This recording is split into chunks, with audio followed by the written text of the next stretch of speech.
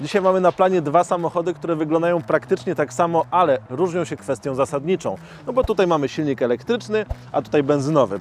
Ten nie generuje żadnych lokalnych emisji, a tego zatankujesz i pojedziesz na drugi koniec Polski, martwiąc się tylko o miejsce do parkowania. Nie da się jednoznacznie odpowiedzieć na pytanie, który z nich jest lepszy, dlatego raczej postaramy się odpowiedzieć na pytanie, dla kogo lepszy będzie ten z zielonymi tablicami, a dla kogo będzie lepszy ten z bazowym silnikiem benzynowym. Każdy ma trochę inne potrzeby, dlatego w tym filmie weźmiemy pod uwagę 3 scenariusze z życia wzięte.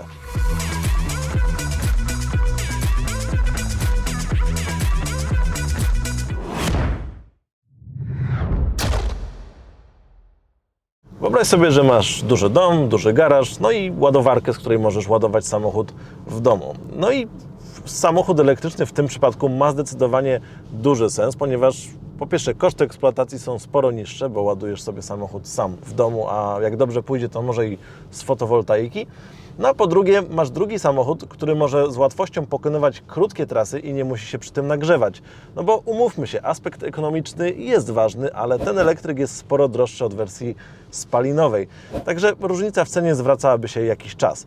No ale jeżeli jesteśmy przy krótkich trasach, to taki samochód elektryczny na krótkich trasach poradzi sobie znacznie lepiej, nie musi się zagrzewać, generuje dużo mniej hałasu, mniej pyłu z klocków, generalnie jest stworzony do tego, żeby pokonywać krótkie, miejskie trasy.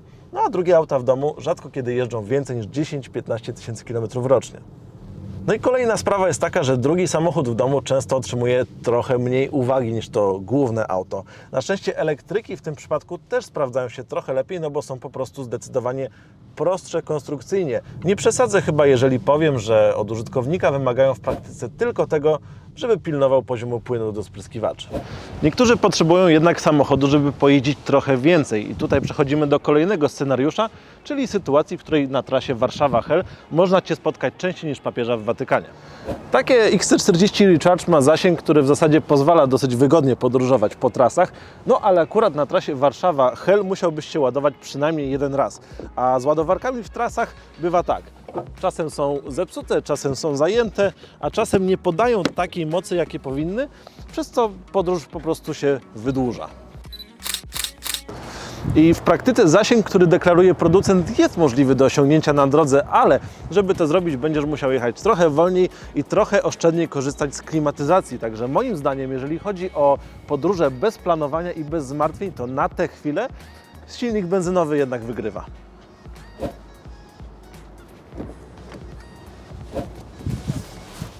No i wreszcie mamy do rozważenia trzeci scenariusz, czyli mieszkasz w mieście, przydałby Ci się samochód, ale nie masz własnego garażu.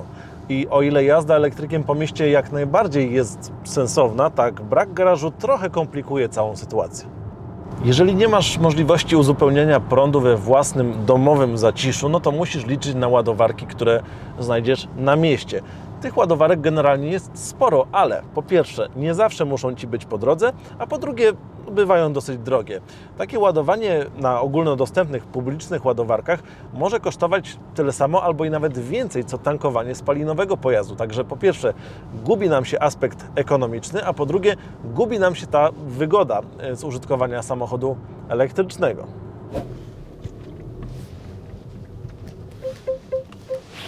Z drugiej strony wszystkie te wyrzeczenia mają sens, gdy uświadomimy sobie, że elektrykiem możemy parkować za darmo w strefie płatnego parkowania i omijać korki buspasem, a nawet jak już staniemy w korku, no to przynajmniej będziemy stać w ciszy. Dlatego uważam, że w tym scenariuszu zarówno jeden, jak i drugi sprawdzą się równie dobrze.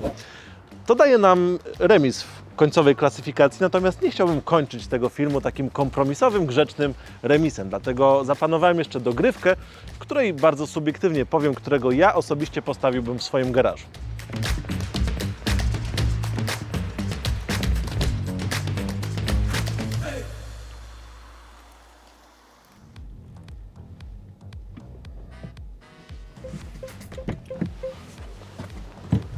No bo kiedy porównamy sobie charakterystykę tego silnika elektrycznego do tej bazowej 2-litrowej benzyny, okazuje się, że tym elektrykiem jeździ się naprawdę sporo przyjemniej. Przede wszystkim takim samochodem z napędem elektrycznym jeździ się trochę płynniej, dynamiczniej, no i po prostu bardziej przyjemnie.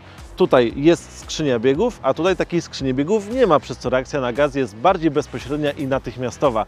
Osiągi są też lepsze w wersji elektrycznej, mimo że nie jest to topowa odmiana, bo topowa odmiana ma 408 koni i po prostu niedorzeczne osiągi. Wszystko to skłoniłoby mnie pewnie, żeby dopłacić kilka stówek do miesięcznej raty, no i cieszyć się XC40 akurat w wersji elektrycznej, bo do tego samochodu taki napęd moim zdaniem bardziej pasuje. I żeby uwiarygodnić moje słowa, mówię to jako posiadacz 5-cylindrowego diesla i starego roadstera z silnikiem typu Boxer.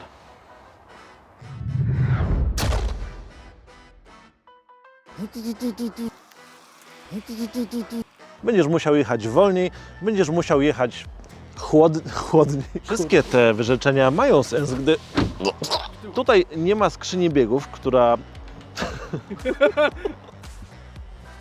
Tu jest?